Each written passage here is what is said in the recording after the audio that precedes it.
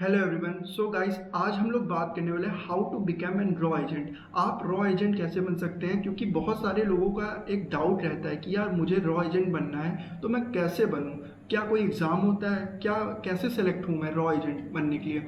तो मैं आज आप लोगों का ये डाउट क्लियर करने वाला हूं। तो रॉ की बात करें तो रॉ का फुल फॉर्म क्या है? Research and analysis wing.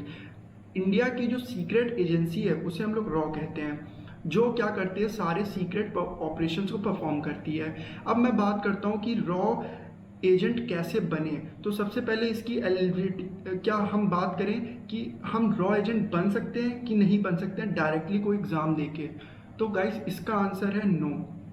आप कोई भी एग्ज़ाम देके रॉ एजेंट नहीं बन सकते हैं। तो अब भाई रॉ एजेंट कैसे बने, तो मैं आप लोगों को बताता हूँ कि आप डायरेक्ट कोई एग्ज़ाम देके नहीं बन सकते, बट इनडायरेक्टली आप रॉ एजेंट बन सकते हैं। वो कैसे?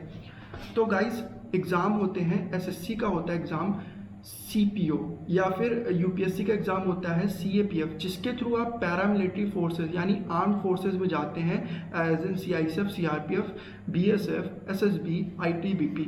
इन सारे फोर्सेज में आप लोग डिप्लॉयड होते हैं। तो गाइस, इन सारे फोर्सेज के जो ऑफिसर्स होते हैं वही फ्यूचर में जाके रॉ एजेंट्स या फिर आपके एनएसजी कमांडोज, एसपीजी कमांडोज बनते हैं। तो वो इनर सिलेक्शन होता है। तो अगर आप लोगों को रॉ एजेंट बनना है तो सबसे पहले आप लोगों को सीआरपीएफ, सीआईएसएफ या कोई भी आर्म फोर्सेज में आप लोगों को पहले डिप्लॉयड होना पड़ेगा, पहले सेलेक्ट होना पड़ेगा। तो उसी के लिए मैं गाइस दो एग्जाम बता रहा हूँ। एक एसएससी सीपीओ होता है, जिसके थ्रू आप इन सारे आर्म फोर्सेज में as in sub inspector join हो सकते हैं, और दूसरा एग्जाम होता है यूपीएससी का CAPF, central arm police force exam, जिसके थ्रू आप लोग किसी भी इन आर्म फोर्सेज में as an assistant commandant deployed हो सकते हैं। तो guys, group A gazetted officer अगर आप लोगों को बनना है तो आप लोग यूपीएससी सीएपीएफ के थ्रू जाइए। अगर आप लोगों को सब इंस्पेक्टर बनना है तो आप लोग एसएससी सीपीओ के थ्रू जाइए।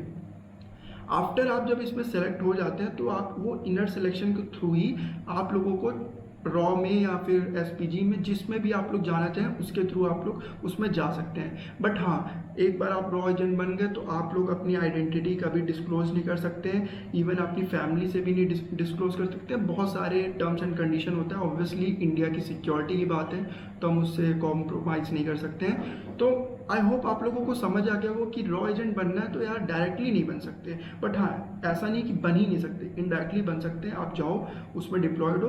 और गाइस, ये आर्म फोर्सेज इतनी ब्यूटीफुल चीज़ है कि आप वहाँ जाने के बाद आपको इतनी वेराइटीज़ ऑफ चीज़ें मिलेंगी, आप किसी भी फील्ड में जा सकते हो, एज इन किसी भी फील्ड में।